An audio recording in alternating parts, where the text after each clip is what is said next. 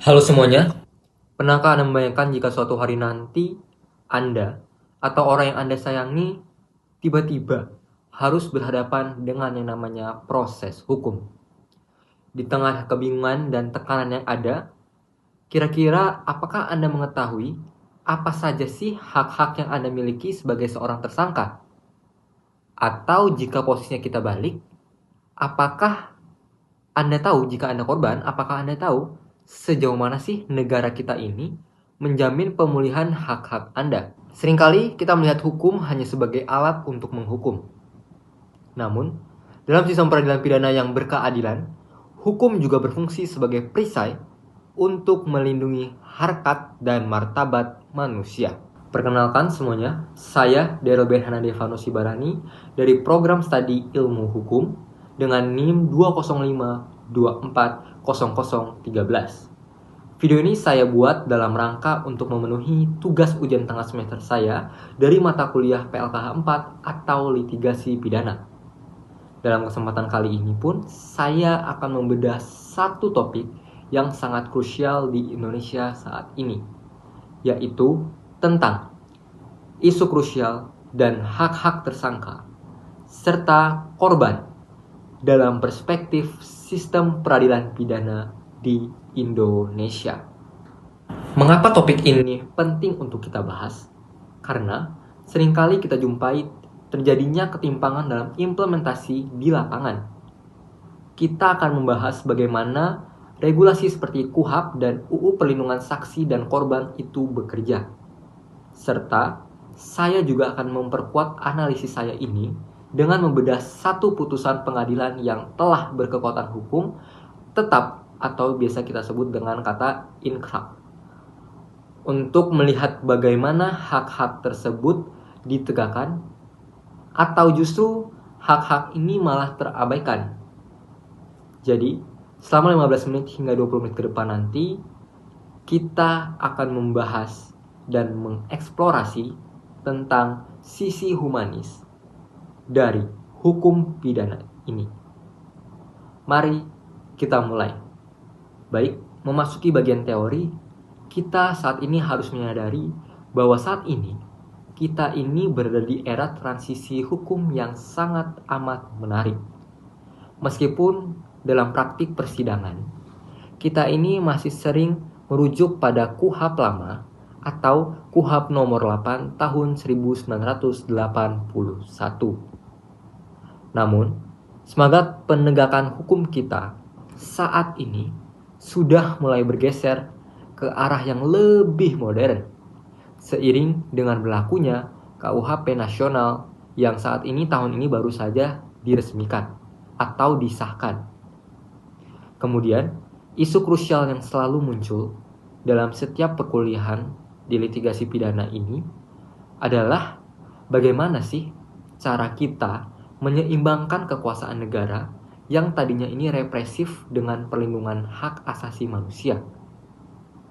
Maka, disinilah konsep yang namanya due process of law atau proses hukum yang adil itu menjadi harga yang mati. Selanjutnya, mari kita bedah hak tersangka.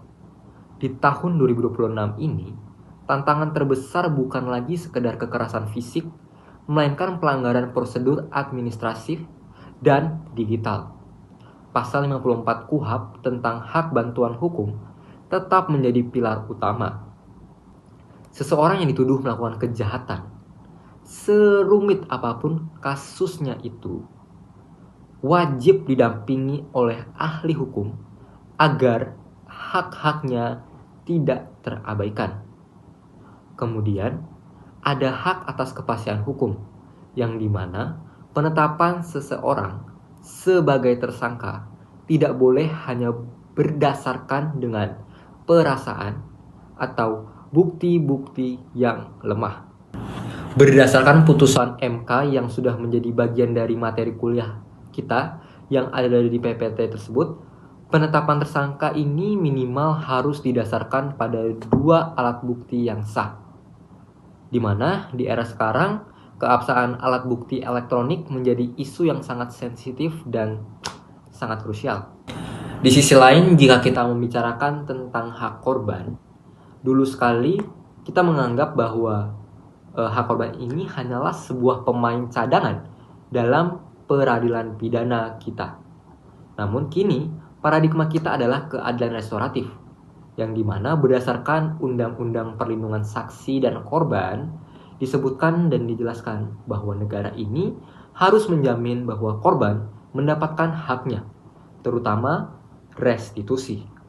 Kemudian, ada hal menarik lainnya yaitu dalam perkembangan terbaru dengan disahkannya KUHP terbaru, KUHP 2026 dan KUHP 2026, perlindungan korban ini tidak lagi hanya soal ganti rugi uang, tapi juga tentang rehabilitasi nama baik dan perlindungan data pribadi korban di lingkup ruang cyber. Nah, maka inilah yang kita pelajari sebagai penguatan hak korban. Mengapa? Agar korban ini tidak menjadi korban untuk kedua kalinya oleh sistem hukum itu sendiri.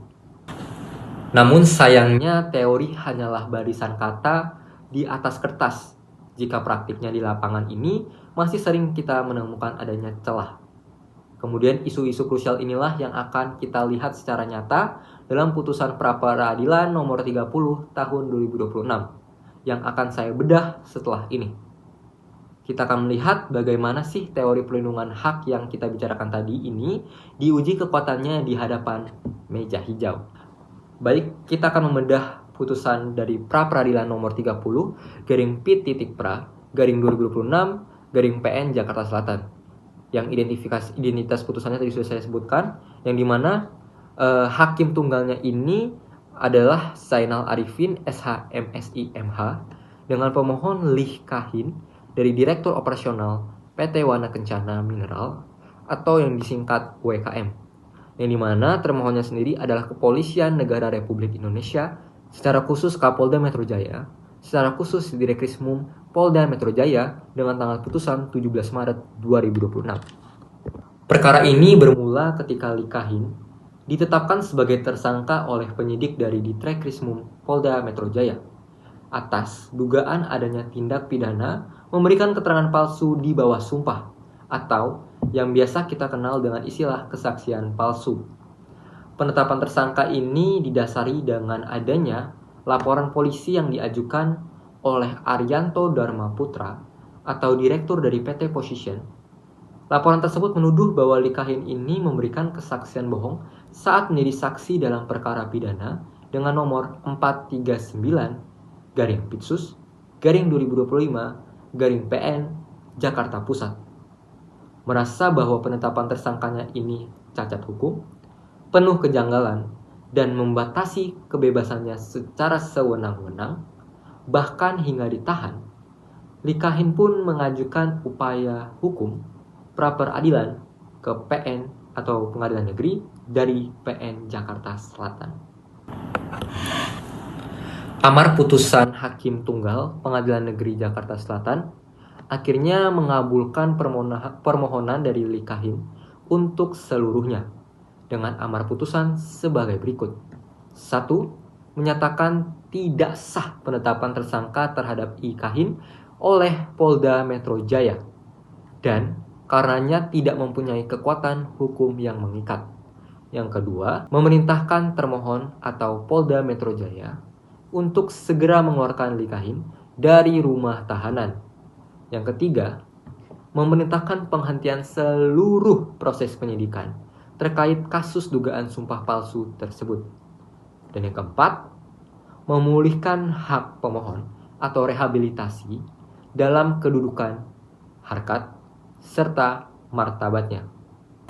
Putusan ini menyoroti adanya pelanggaran dari prosedur atau unlawfully obtained evidence yang amat sangat-sangat krusial. Yang pertama akan kita bahas adanya mekanisme leg spesialis sumpah palsu diabaikan.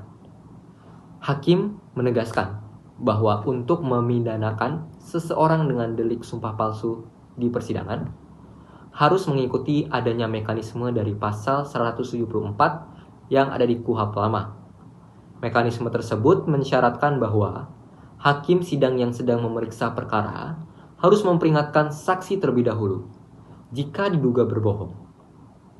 Jika saksi tetap pada keterangannya, barulah hakim karena jabatannya atau ex officio atau atas permintaan penuntut umum atau terdakwa harus memerintahkan penahanan atau penuntutan. Sehingga dari sini bisa kita simpulkan bahwa penyidik tidak bisa asal menetapkan tersangka hanya berdasarkan atau bermodalkan dari adanya laporan polisi dari pihak ketiga atau dari pihak swasta, yang dimana mereka tidak memiliki kewenangan apapun. Selanjutnya ada kecukupan alat bukti dan hak administratif. Surat penetapan tersangka terbukti tidak memuat hak-hak tersangka, sebagaimana yang diwajibkan di undang-undang, serta gagal memenuhi syarat kecukupan alat bukti secara material. Hal ini saja sudah melanggar bahwa asas praduga tak bersalah atau presumption of innocence. Salah satu fondasi emas dalam putusan kali ini adalah pertimbangan hakim yang secara tegas menyoroti pasal 3 KUHP baru. Asas lex favoreo mewajibkan aparat penegak hukum untuk memberlakukan aturan atau pasal yang paling meringankan atau menguntungkan tersangka jika terdapat perubahan atau konflik dalam peraturan. Dalam putusan ini, hakim menilai bahwa penyidik agak terlalu memaksakan konstruksi pasal pidana yang keliru hanya demi bisa menjerat Lee Ka-hin. Sehingga mereka pun mengabaikan bahwa hukum acara khusus yang seharusnya melindungi saksi di persidangan dari pelaporan yang sewenang-wenangnya.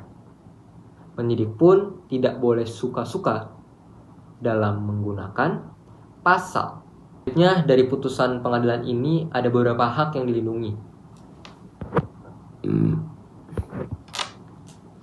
Putusan pengadilan pun melindungi beberapa hak fundamental tersangka. Yang pertama, hak atas kebebasan atau right to liberty. Tindakan penyidik yang menahan LKH di rutan Polda Metro Jaya batal karena syarat objektifnya telah gugur atau status tersangkanya telah gugur, yang dimana akhirnya kebebasannya dikembalikan secara utuh. Yang kedua, hak atas kepastian hukum atau right to legal certainty, yang dimana menghindari kriminalisasi warga negara oleh aparat jika pelapor tidak punya legal standing. Maka dari awal kasus ini sudah cacat hukum atau harus batal demi hukum. Yang ketiga, hak atas kemerdekaan bersaksi. Jika setiap saksi di pengadilan bisa dengan mudah dikriminalisasi oleh lawan yang tidak puas menggunakan laporan polisi biasa, maka tidak ada saksi yang merasa aman saat bersaksi. Putusan ini pun menjamin kebebasan saksi dalam sistem peradilan.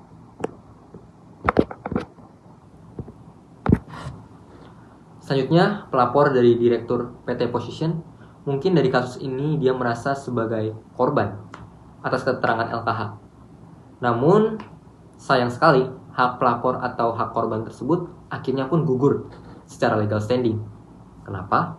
Karena dugaan delik sumpah palsu itu tidak terjadi di ruang hampa, melainkan terjadinya di ruang sidang pengadilan yang suci.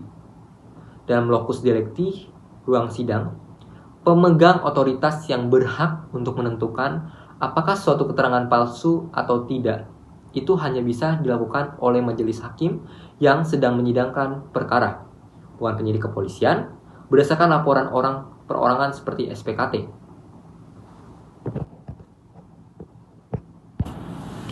Kenapa sih putusan dari kasus ini tuh penting? Yang pertama, benteng dari kriminalisasi, yang dimana hal ini mencegah terjadinya fenomena adanya balas dendam hukum, yang dimana orang yang kesal dengan kesaksian pihak lain bisa langsung melaporkan kepada polisi. Yang kedua, adanya koreksi terhadap abuse of power oleh aparat, mengingatkan kepolisian sendiri bahwa di era transisi menuju KUHP dan KUHP yang baru ini, setiap prosedur administrasi, siapa yang berhak melapor dan dasar pasalnya harus terlebih dahulu diuji keabsahannya. Yang ketiga, penguatan otoritas pengadilan. Menegaskan kembali kemandirian di ruang sidang, di mana delik terkait persidangan atau contempt of court atau sumpah palsu sepenuhnya adalah domain pengawasan oleh hakim sidang, bukan polisi. Sebagai kesimpulan dari saya, putusan pra-peradilan nomor 30 garing PIT.pra garing 2026 garing PN Jakarta Selatan adalah manifestasi konkret berjalannya check and balance dalam sistem peradilan pidana terpadu atau Integrated Criminal Justice System atau yang disingkat ICJS. Putusan ini mengajarkan bahwa penegakan hukum bukan semata-mata soal menangkap dan menahan atau fokus retributif, melainkan penghormatan mutlak pada kepastian prosedur atau due process of law. Ketika penyidik mengabaikan doktrin lex specialis dan menerobos batas wewenangnya dengan sesukanya, lembaga pra-peradilan di sini pun hadir secara vital untuk membatalkan kehendak negara yang bisa sewenang-wenangnya, seperti kasus ini. Menganalisis putusan nomor 30 tahun 2026 ini, izinkan saya untuk menyampaikan opini saya secara pribadi dengan kritis. Bagi saya pribadi, tindakan penyidik yang menetapkan Likahin sebagai tersangka sumpah palsu dengan hanya bermodalkan laporan polisi dari pihak lawan, menurut saya pribadi, hal ini adalah sebuah presiden yang sangat berbahaya bagi penegakan hukum kita. Bayangkan saja, jika setiap saksi di pengadilan bisa dengan mudah dikriminalisasi oleh pihak yang tidak puas dengan kesaksiannya, maka lama-kelamaan, sistem peradilan kita ini akan runtuh dengan sendirinya. Masyarakat pun akan takut untuk bersaksi tentang kebenaran yang seharusnya disaksikan di ruang sidang tersebut.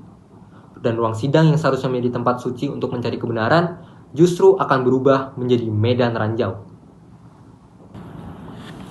Tindakan hakim pra-peradilan pun membatalkan status tersangka tersebut menurut saya pribadi adalah langkah yang sangat amat berani dan tepat, yang dimana hakim mengembalikan wewenang penentu keterangan palsu ke tempat seharusnya, yaitu kepada majelis hakim yang menyidangkan perkara utama, bukan malah menyerahkannya kepada penyidik polisian. Ini adalah bentuk nyata dari adanya perlindungan due process of law. Sebagai kesimpulan dari seluruh materi sistem peradilan pidana yang sudah kita bahas hari ini, hukum acara pidana diciptakan bukan semata-mata sebagai alat bagi negara untuk menghukum kejahatan, melainkan sebagai perisai untuk melindungi hak asasi manusia dari kesewenang-wenangan kekuasaan. Dari kasus Likahin ini membuktikan bahwa dalam Integrated Criminal Justice System atau ICJS, lembaga pra-peradilan saat ini berfungsi sangat amat efektif sebagai sistem check and balance, yang dimana di era transisi menuju penerapan KUHP dan KUHAP yang baru ini, putusan ini menjadi pengingat bagi kita bahwa asas lex favoreo dan kepatuhan mutlak pada prosedur adalah fondasi keadilan yang tidak boleh ditawar, mau sehebat apapun teknologi penyidikan yang kita miliki. Hukum yang baik adalah hukum yang memanusiakan manusia. Tidak ada keadilan sejati yang lahir dari proses yang cacat. Saya Daryl Ben Hanan Devanusi Barani dengan NIM 205240013 pamit undur diri. Mari kita terus mengawal hukum di Indonesia ini agar senantiasa tajam dalam keadilan dan peka dalam kemanusiaan. Terima kasih telah menyaksikan. Sampai jumpa.